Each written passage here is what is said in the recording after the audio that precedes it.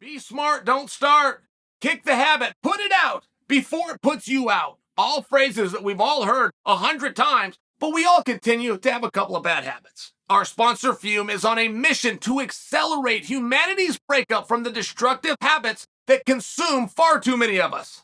Fume is a natural flavored air device that uses plants and behavioral science to help you trade out your bad habits for a new good one. Fume is not a vape. It is a non-electronic device designed to be an alternative for your negative habit. Instead of pods filled with potentially harmful chemicals like a vape, Fume uses cores infused with plants like peppermint and cinnamon for delicious natural flavors. Fume's new version 2 model is snappy and tactile. I didn't expect a lot out of Fume when I got it, but the minty sensation is really powerful and it really hits the back of the throat. Head to tryfume.com/Chael or scan the QR code and use code Chael to save 10% off when you get the Journey Pack today. The Journey Pack comes with 3 unique flavors and the new version 2 Fume to help kickstart your positive habits. That's tryfum.com and use the code Chael to save an additional 10% off your order today. Oat milk. You guys ever try oat milk? Ariel Helwani orders oat milk. And this is like 5 years ago. I mean, this was like a douchey move. And I don't use that word. You guys have never heard me. This is like 5 years ago and he gets something with oat milk. And I don't fully know what an oat is. I mean, oats don't grow on trees, but they grow out of the ground. Like, first off, where do you get it? There's all sorts of kind of oats, and then how do you drain it? And there's a juice from it, and it comes out in the milk, and Starbucks has it. I don't know, man. The whole thing's weird. Oat milk. Hold on a second, though. I have a point here. Because strong. Hold on. It's not sweet. It's kind of nice. Maybe Arrow was onto something. Have you done coconut milk? Have you done almond milk? Give you a great example. Go back to coconut milk. Remember when you eat a bowl of Frosted Flakes and you get to the bottom and you tip it up and you drink the milk? How good that is, but that just light, sugary, that's exactly what coconut milk tastes like. So it's a great way to get away with something. It's a little bit healthier. You can put it in your cereal. It just sweetens it. But it's exactly like a Frosted Flakes kind of sweet. Okay, I got oat milk. Now, you got to understand, I was just reading about Francis Ngannou. Now, according to Chael Sonnen, and Chael Sonnen could not have been clearer. I have heard him say this at least 10 times. Francis is over. According to Chael Sonnen. And Chael could not have been clearer. I heard him say this at least 10 times. Nobody cares about Francis Ngannou. And it was never a personal statement. According to Chael Sonnen, when he says nobody cares about Francis, people really cared about the UFC champion, the sitting heavyweight champion of the UFC. Now, to an extent, guys, I am most definitely right about that. And let me just give you a reverse example, okay? Think about how much more relevant Jon Jones is today than he was on Friday of last week when he weighed in. Or the Friday before that, or the 5 Fridays before that, just by example, right? I mean, it's a totally different thing once you have the belt. And if I get you to accept that, and I get you to concede and admit, yeah, Chael, you're right. I look at Jon differently now. You'll understand what it takes away from Francis. But for some reason, I can't quit talking about him. I can't quit thinking about him. Why is that? Those don't go together. Old Chael cannot bring you 10 videos on Francis. I get my oat milk coffee and I'm reading about Francis. I can't do that and tell you nobody cares about Francis unless I'm calling myself nobody. So what does this all mean? Look, in anything you go into in life, you want to get experts. And it's a hard thing to do because you want that to be you. And then when you start having a level of success, now you can't teach a guy. And I have seen guys in this sport, man, they wake up on third and they think they hit a triple. It's one of those things. They stumbled ass backwards into some kind of a contract or an agreement, something. happens to think got the whole thing figured out. I must know more than this guy because I'm making more money than he is. I must be better at this business than this guy. I'm a co-main event, and he's on the undercard. You kind of look at it from a distance, and you go, I get your math.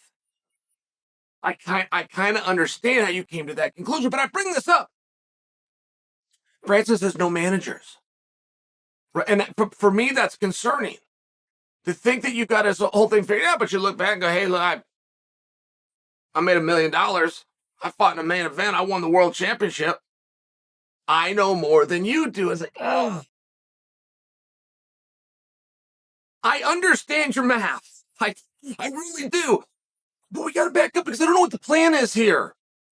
So Francis and Stipe both. And I must give them both. Well done. Because they handled Jon Jones versus Surreal the same way, and it was the right way. And the right way was the truth. The truth will set you free. And I get your ability to want to entertain and to want to dig in and to want to stake your own and a fear that if I compliment somebody else, I am reducing myself. Man, I understand the whole thing. When Jon went out and did what Jon did, you have to say, that was awesome. It's important. It's important that you do that. You don't want to look petty. You don't want to look surprised. A guy can do such a good job that you can dismiss it in the sport. The more you praise Jon Jones, the more you're dismissing him. Let me give you an example. We don't know, guys, who the better boxer is between Mike Tyson and Buster Douglas, do we? Not only do we not know, we've never even considered it. We have never one time since that upset happened of roughly 1989, we have never one time even considered who's a better boxer. We only looked at who won. You will remember the night that Rose became a world champion over Joanna. We booked an immediate rematch, and the night that fight went off 3 months later, Joanna was the favorite. Rose beat her so quickly and so decisively. We blew it off. She caught her. She got lucky. We believed it. The line in Vegas proves that we really believe that. I'll use Rose again by example. The night she beat Wei Li. We immediately rebooked it. We put them back in there 90 days later. And by the way, when the bell rang, Wei Li was the favorite. Rose beat her so easily. She beat her so handily, we dismissed it. And there is a way to do that to Jon. Very much so. Oh, yeah, you're dry. Oh, you get a guy in a guillotine dry, sure. Yeah, full-mounted guillotine up against the fence. Yeah, of course you could have stopped that. Oh, you get a guy that didn't have a wrestling background. He fell down. Sure, he grabbed a guillotine. But there's a way to do it, right? And I'm only sharing for you because Francis and Stipe both got asked about Jon, and Francis was awesome, man. Francis lit up. Did you guys see his answer? I'm trusting that you know what I'm talking about. Did you see what he said? His face lit up. You know, Francis is a very charismatic guy. You know when he smiles and he's happy, it's like this really handsome, like this young boy look to him. He did that when he was talking about Jon. Said I wasn't surprised with the outcome. But here's where it gets important. He says, I was surprised with the time. I was surprised how fast it was. It was important that he added that. It was important that he told this story straight. Because if he swerves us there and he lies about that, we're not going to believe the next thing that he says. If he tells us, oh, I wasn't impressed. Oh, that was an easy fight. Oh, that's how I thought it would go the whole time. And I could beat him up. We're not going to buy it. You can't lie to us so blatantly on this end and then think that we're going to believe this side of the comment. It doesn't work that way. And Stipe did the same thing. Stipe went right on Ariel's show. He's very complimentary.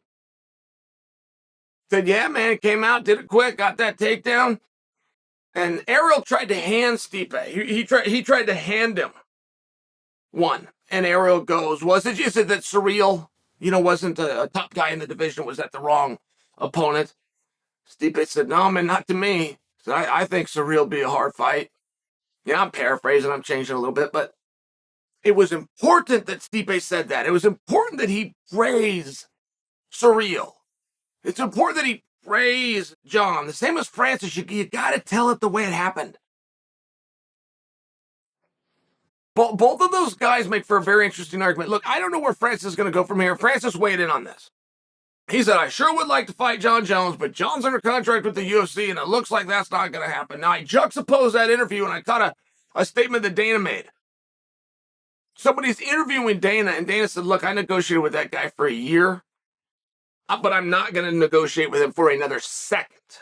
He will not be back. He won't be back, and I can tell because I'm not going to talk. It's not a matter of if he agrees or we come to terms that conversation will never happen. And again, I'm adding and I'm changing some word, but real close here. And I believed it. I believed it when Francis said, "No, this is behind us." I believed it when Dana said, "We're done talking."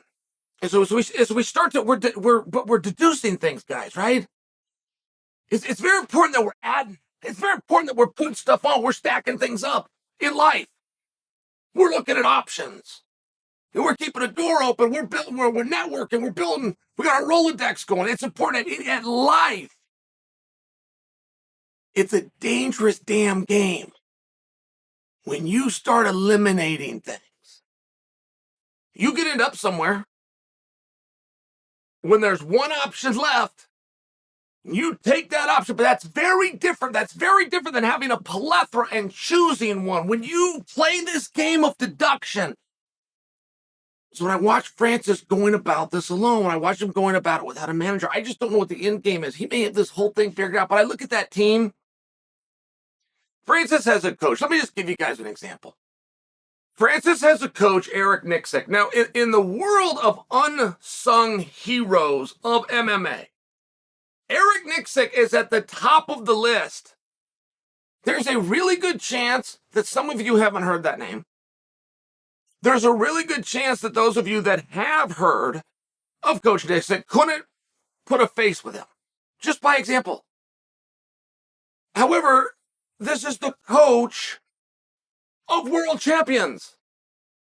This is a coach of multiple athletes on the card every single night. This is the head coach of Extreme Couture, one of the most famous MMA gyms to ever exist. And I only bring him up because it's a lot of time you got to put in. It's a lot of sacrifice. You don't get much for it, right? I mean, our coaches don't. Whether the athlete gets to be selfish and the coach has to be the opposite, which is selfless. And you just give of yourself and you give yourself. And I could only imagine the time. I could only imagine the weekends. I could only imagine the early mornings. I could only imagine the late nights. But there is another side, which is you're participating too. Not just competitively, not just that burning desire to win. There's a financial element. You are participating too. There's always a fine line. When somebody negotiates and gets their way and you say, you're a good businessman. But if somebody negotiates and they don't come to a deal, they're now unemployed. Right? The same action that leads you to being a good businessman, the same action can lead you to being unemployed. And it's too early. I keep telling you nobody cares about Francis, but I can't quit talking about him. So I don't quite mean it, do I? There's something there. But a week ago, I did have hope that Francis would get a deal done. I did have hope that there was a possibility that Francis would come in and take on the winner of Jones and Surreal, and I brought that to you publicly. Stipe has been named as the next opponent, and it looks as though, I get that things change, it looks as though that option and that door is now closed, and that's just a risky game, because where were we at, guys? We were at Jon Jones, right?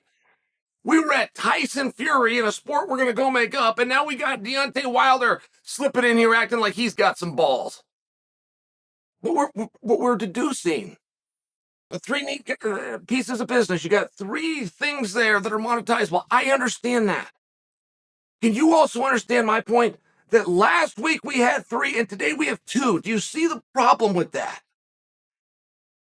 I sincerely hope that you do.